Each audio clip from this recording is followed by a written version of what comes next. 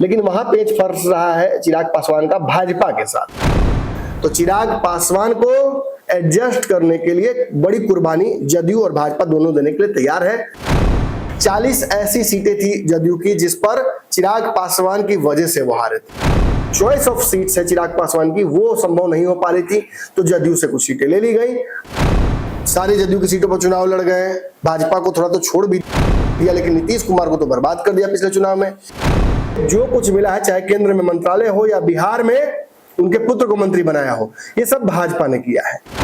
कि जो एनडीए की तरफ से ऑफर हमें प्राप्त हो रहा है, उस पर हमें क्या करना है, ये सवाल पूछा था बैठक के दौरान कि क्या चिराग पासवान फिर से एनडीए छोड़ रहे हैं। एनडीए को भी हुआ था और खासतौर पर नीतीश कुमार को तो ज्यादा ही हुआ था। नमस्कार, समय हो गया है चीर फाड़ करने का खबरों के, समय हो गया है पंचनामा करने का, समय हो गया है खबरों को स्ट्रेचर पर लिटाने का और उनका अंतः परीक्षण करने का। देखिए, आपको आज सुबह सुबह ही मैंने एक खबर बताई थी। मैंने बताया था कि महागठबंधन में सीटों का समीकरण अब थोड़ा और नजदीक सुलझने के आ गया है और लगभग देखिए वही सब हुआ है। पूरे दिन की डेवलपमेंट यही है कि महागठबंधन में कुछ सीटों को लेकर और पेच कम हो गया है। लेकिन अभी जो खबर आपके लिए लेकर आया हूं, ये महागठबंधन से जुड़ी हुई नहीं है, यह एनडीए गठबंधन की खबर है और खबर भी बहुत ही मारक है।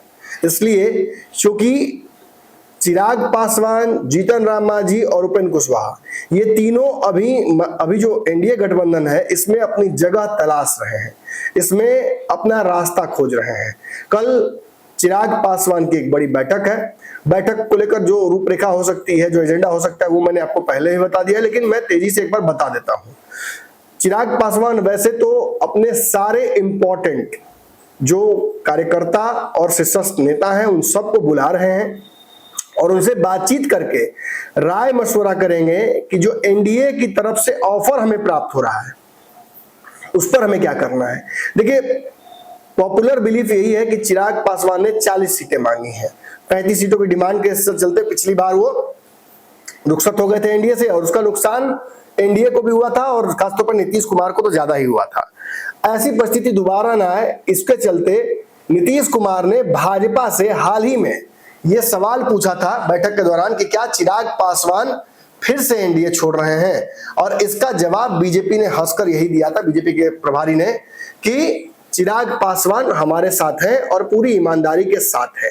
आपने उनका बयान नहीं सुना, वो आपको अभी भी बिहार का मुख्यमंत्री बता रहे हैं। खैर, ये सब तो अंदर की बातें हैं, ये सब तो वो बातें जो बीत गई। अब आगे क्या होगा, देखिए, उपेंद्र कुशवाहा ने भी अपनी पार्टी की अगली रणनीति की ओर इशारा कर दिया है। नीतीश कुमार से मिलकर उन्होंने 2020 में जिस तरीके से मांझी नीतीश का अटैच हो गए थे, +1 हो गए थे और अलायंस विद इन अलायंस हो गया था, वैसा ही समीकरण इस बार उपेंद्र कुशवाहा नीतीश कुमार के साथ मिलकर करने वाले हैं। इस बात का अंदाजा उपेंद्र कुशवाहा को लग चुका है कि उन्हें 4-5 सीटें ही मिल रही हैं। अब रही बात मांझी की। मांझी चूंकि बहुत इधर उधर कर चुके हैं, तेजस्वी के साथ, लालू के साथ, नीतीश के साथ, भाजपा के साथ, और अंततः उन्हें जो कुछ मिला है, चाहे केंद्र में मंत्रालय हो या बिहार में उनके पुत्र को मंत्री बनाया हो, ये सब भाजपा ने किया है। इसलिए भाजपा के साथ रहेंगे। थोड़ा प्रेशर पॉलिटिक्स करना उनकी मजबूरी है, थोड़ा दबाव डालने के लिए इधर उधर हो जाते हैं, लेकिन अब ऐसा नहीं करेंगे जैसा नीतीश कुमार कहते रहे।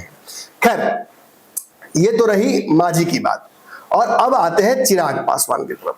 देखिए, चिराग पासवान के पास वोट है, चेहरा है, समीकरण है। पिछली बार एक बहुत बड़ा हथियार भी उनके हाथ में मिल गया 2020 के चुनाव के बाद। जैसे ही उन्होंने भाजपा के और एनडीए के खिलाफ बिगुल फूका, सारी जदयू की सीटों पर चुनाव लड़ गए।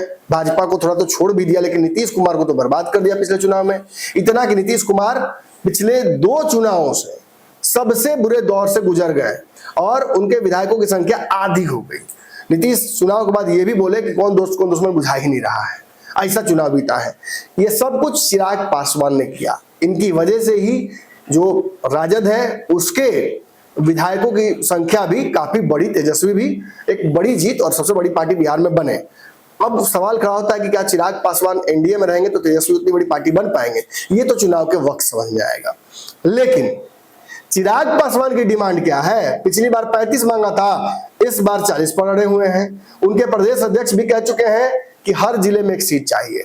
उनके जो सांसद हैं जमुई के और उनके जीजा भी हैं और बिहार चुनाव प्रभारी भी हैं लोजपा के, उन्होंने कल एक बैठक का आह्वान किया है और उससे पहले बयान भी दे दिया है। उनके बयान लगातार तैर रहे हैं।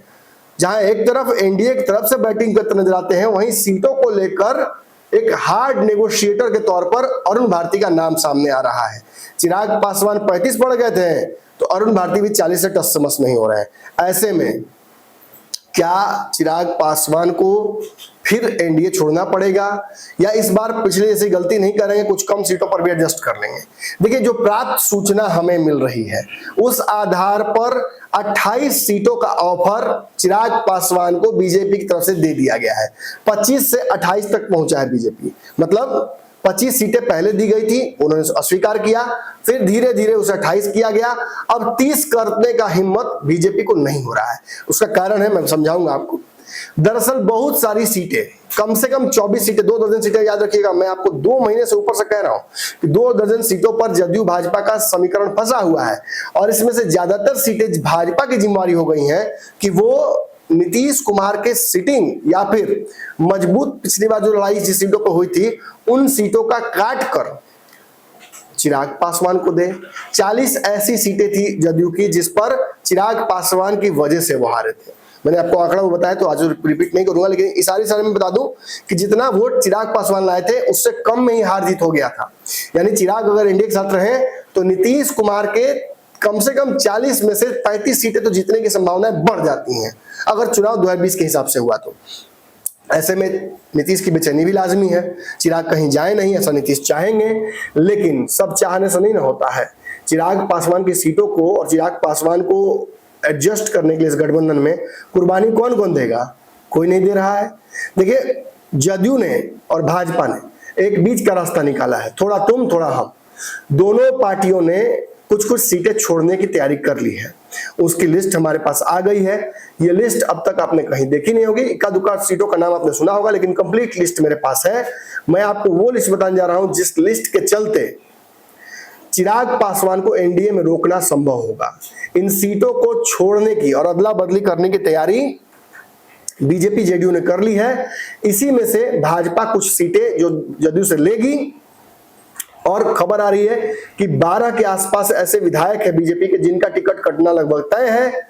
उनमें से भी कुछ बड़ी सीटें, एक तो दिग्गज का भी नाम उसमें है तो पता नहीं कैसे ये होगा, उतनी सीटें काट कर अपने कोटे से सिटिंग विधायकों की बीजेपी की वो चिराग पासवान को देगी भाजपा, और जदयू से भी मांडवली अदला बदली करके सीटें कुछ ली है चिराग पासवान के लिए, वो अपने भी 1-2 सीट रखेगी और एक उसमें से ज्यादातर हिस्सा चिराग पासवान को दे दिया जाएगा। तो चिराग पासवान को एडजस्ट करने के लिए बड़ी कुर्बानी जदयू और भाजपा दोनों देने के लिए तैयार है, क्योंकि 2020 वाली गलती फिर से नीतीश कुमार नहीं चाहते हैं कि हो। तो आखिर रास्ता क्या निकल रहा है? देखिए, कितनी सीटों पर लड़ेंगे लोग चिराग पासवान, कहां तक आकर ये रुकेगा मामला? खबर आ रही है कि 30 से 35 सीटें देकर चिराग पासवान को मना लिया जाएगा। जो 25 सीटें दी जा रही थी उनमें भी जो चॉइस ऑफ सीट्स है चिराग पासवान की वो संभव नहीं हो पा रही थी, तो जदयू से कुछ सीटें ले ली गई, भाजपा अपने हिस्से से कुछ देगी और अब उसकी संख्या बढ़ाकर 30-35 तक करने की संभावना और खबर चल रही है।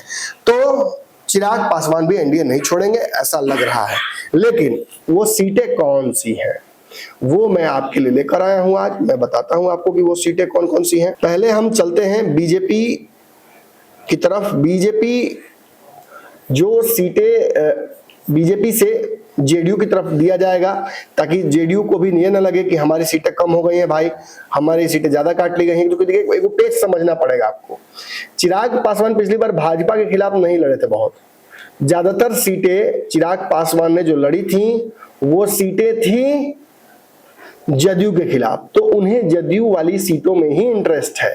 कई ऐसी सीटें हैं जहां पर चिराग पासवान की पार्टी नंबर 3 थी, कई जगहों पर सीधे सीधे लड़ाई में थी, एक सीट तो जीती हुई भी थी। इसलिए उन सीटों और इस बार विधानसभा लोकसभा में 5 सीटें जीती है, तो उन 5 सीटों में जो जमुई है, हाजीपुर की सीट है, खगड़िया की सीट है, और उसमें और कौन सी सीट है, वैशाली की सीट है और एक समस्तीपुर सीट है।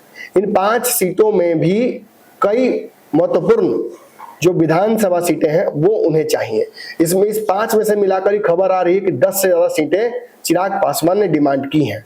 इसके अलावा चंपारण की सीट है, सिवान की सीट है, जहानाबाद मगध में एक अच्छा खासा संख्या है सीटों का जो डिमांड कर रहे हैं। हालांकि मगध वाले में एक बड़ी अच्छी बात है कि जदयू मगध की कई सीटों पर जहानाबाद में जो हार हुई है उसके बाद से खुद रास्ता खाली कर रही है, लेकिन वहां पेच फंस रहा है चिराग पासवान का भाजपा के साथ। ऐसा ही मुजफ्फरपुर और कई जगहों पर सीटें हैं जहां पर वैशाली की सीटें हैं, फिर महनार वाली सीट है। इन सीटों पर भी भाजपा कैसे एडजस्ट करेगी चिराग पासवान को, ये तो भाजपा को समझना पड़ेगा। लेकिन वो 24 सीटें जो भाजपा से जदयू और जदयू से भाजपा में जा रही है उनका लिस्ट का नाम मेरे पास आ गया है।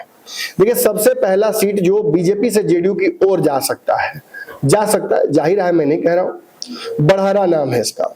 इसमें राघवेंद्र प्रताप सिंह बीजेपी के हैं, आरजेडी के जो छोटू सिंह है वो यहां से दावेदारी ठोक रहे हैं। जेडीयू का मानना है कि इस सीट पर सामाजिक पकड़ ईबीसी और कुर्मी वोटर्स की ज्यादा है। बीजेपी इस सीट को जेडीयू को दे, ऐसा सामंजस्य बनाने के लिए संभव हो सकता है। ईबीसी और ओबीसी वोटर्स मिलाकर ये सीट जदयू के पक्ष में ला सकते हैं। अब छोटू सिंह को चुनाव लड़ाना है कि नहीं लड़ाना, वो तो नीतीश कुमार तय करेंगे, लेकिन इस सीट पर दावेदारी हो गई है और इसकी वजह से यहां पर यह सीट भाजपा जदयू को देती नजर आ रही है। इसकी चर्चा प्रबल है। इसके अलावा अगली सीट है बाढ़ की सीट, यहां भी जो अदला बदली है वो संभव है। इसके अलावा शिवहर की सीट है, इस सीट पर भी जोड़ घटाव संभव है। भभुआ की सीट है, यहां भी एक तरफ से दूसरी तरफ ये सीट जा सकती है। औरंगाबाद की सीट है, यहां भी चेंज हो रहा है। नवीनगर सीट है, इस पर भी बदलाव हो सकता है। इसके अलावा जेडीयू से बीजेपी जाने वाली सीटें भी जान लीजिए आप। खगड़िया सीट है, ये भी जेडीयू से बीजेपी की तरफ जा सकती है। समस्तीपुर की सीट है, ये जा सकती है जेडीयू से बीजेपी की ओर। कांटी की सीट है, यहां पर भी जेडीयू से बीजेपी की ओर ये सीट जाती नजर आ रही है। इसके अलावा कांटी की सीट है, जिस सीट को भी ट्रांसफर होता हुआ जेडीयू से बीजेपी की तरफ देखेंगे। कुर्नी सीट है, यहां पर भी आपने देखा था पिछली बार क्या हुआ था। मटिहानी की सीट है, ये सीट जा सकती है। गया सीट जा सकती है। इसके अलावा गोविंदगंज, बेलसंड, मीनापुर, सिक्टा और कुछ अन्य सीटें हैं जो इस तरफ से उस तरफ जा सकती हैं। फिर हिलसा, बरबीघा, भोरे, परबत्ता, ये सब सीटें हैं जहां भी इंटरेस्ट है। इनमें से ज्यादातर सीटें ऐसी हैं जो ये आपस में इंटरचेंज इसलिए कर रहे हैं क्योंकि इनमें से अपने घटक दलों को भी एडजस्ट करना है। सीतामढ़ी की सीट जैसे है, यहां भी एडजस्ट करना है। इस जगह पर भी इंटरेस्ट है चिराग पासवान का। हिलसा, सिकटा, मीनापुर, बेलसंड, परबत्ता, ये सब सीटें हैं जहां पर भी एक दूसरे से सीट एक्सचेंज हो सकता है। कुछ और सीटें हैं जहां पर इंटरेस्ट है एलजेपी का। जो जेडीयू की सीटें हैं उन पर, उनकी भी लिस्ट मेरे पास जल्दी ही आ जाएगी, वो भी मैं आपको बताऊंगा। इसके अलावा कुछ सीटें ऐसी हैं जहां चूंकि उपेंद्र कुशवाहा भी बाहर पिछली बार तेज गठबंधन में थे नहीं, तो उनको भी अब 5 दीजिए 6 दीजिए, एडजस्ट तो उनको भी करना पड़ेगा ना। ऐसी ही कुछ सीटें हैं जिन सीटों को एडजस्ट करना पड़ेगा। लोजपा जो और सीटें मांग रही है उसमें कई भाजपा वाली सीटें भी हैं, कई अन्य सीटें भी हैं। अरवल की सीट जैसे है, काराकाट की सीट है, फिर आपको मगध में कई सीटें हैं, वहां पर भी इंटरेस्ट है। तो घुमा फिराकर कई रिजर्व सीटें और कई सवर्ण डोमिनेटेड सीटें लोजपा चाह रही है। उसी प्रकार से जदयू और कहीं ना कहीं उपेंद्र कुशवाहा के बीच भी केमिस्ट्री बैठाने की कोशिश तो दोनों के नेता कर रहे हैं, लेकिन बनती नजर नहीं आ रही है क्योंकि कई सीटें ऐसी हैं जहां पर कुशवाहा जनसंख्या ज्यादा है और उपेंद्र कुशवाहा उन सीटों को चाहते हैं, लेकिन जदयू पहले से उन सीटों पर है या फिर दूसरे नंबर पर रही है, वो छोड़ेगी नहीं। तो इसीलिए इन दलों का आपस में मुलाकात हो रहा है, जोड़ घटाव किया जा रहा है ताकि गड़बड़ाए नहीं। भाजपा जहां ब्राह्मण, भूमिहार, राजपूत और वैश्य और ओबीसी इलाकों में अपना इंटरेस्ट दिखा रही है, वहीं नीतीश कुमार खास तौर पे ओबीसी और लवकुश समीकरण जहां पे हो वहां पे अपना सिक्का गाड़ना चाहते हैं फिर से। चिराग पासवान का रिजर्व सीटों की तरफ ज्यादा रुझान है या फिर सीधे सवर्ण सीटों की तरफ वो भाग रहे हैं। ऐसी कई सीटें हैं जिनकी चर्चा लगातार हमने आपको बताई भी। देखिए, इसके अलावा कुछ ऐसी सीटें भी हैं जो बफर सीटें हैं, मतलब जिन्हें चिराग पासवान चाहते भी हैं और वो एक्सपेंडेबल सीट भी है, मतलब उसको नेगोशिएशन के तहत वो छोड़ भी सकते हैं। लेकिन इनमें से ज्यादातर सीटें ऐसी हैं जो, देखिए ये तो कहने की बात है ना, मत कि वो छोड़ सकते हैं, लेकिन इनमें से ऐसी कई सीटें हैं जिन पर चिराग पासवान पिछली बार बहुत सिंसियरिटी से लड़े थे और रामविलास पासवान भी पूर्व में इन सीटों पर अच्छा प्रदर्शन कर चुके हैं। तो लोजपा के लिए ये गढ़ सीटें हैं। उन सीटों का नाम है रघुनाथपुर, गोविंदगंज, गायाघाट, महनार, खगड़िया, ओबरा, चिनारी, ब्रह्मपुर, जमालपुर, जगदीशपुर, महुआ, साहेबपुर कमाल, समस्तीपुर, हसनपुर, विभूतिपुर, मीनापुर, अलौली, लालगंज, दिनारा, बेलसंड। ये वो सीटें हैं जो चिराग पासवान की पार्टी निश्चित ही चुनाव लड़ना चाहेगी, जहां पर उसकी दावेदारी है। मतलब हमने आपको देखिए कौन कौन सी सीटें बताई, हमने आपको वो सब सीटें बताई जो चिराग पासवान को या तो बीजेपी से लेना है या जदयू से लेना है या उनकी दावेदारी है। एक और लिस्ट मैं आपको बताता हूं, मैंने एआई से भी पूछा, आर्टिफिशियल इंटेलिजेंस से, कि भाई चिराग पासवान इस बार कौन कौन सी सीटों से लड़ सकते हैं।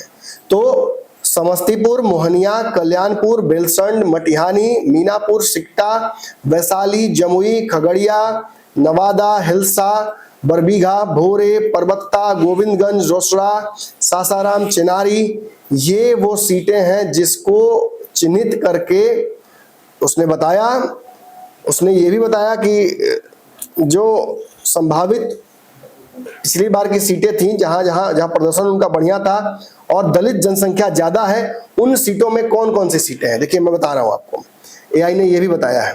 समस्तीपुर, मोहनिया, कल्याणपुर, बेलसंड, मटिहानी, मीनापुर, सिकटा, वैशाली, जमुई, खगड़िया, नवादा, ये ऐसी सीटें हैं जिस पर चिराग पासवान जरूर से जरूर लड़ना चाहेंगे।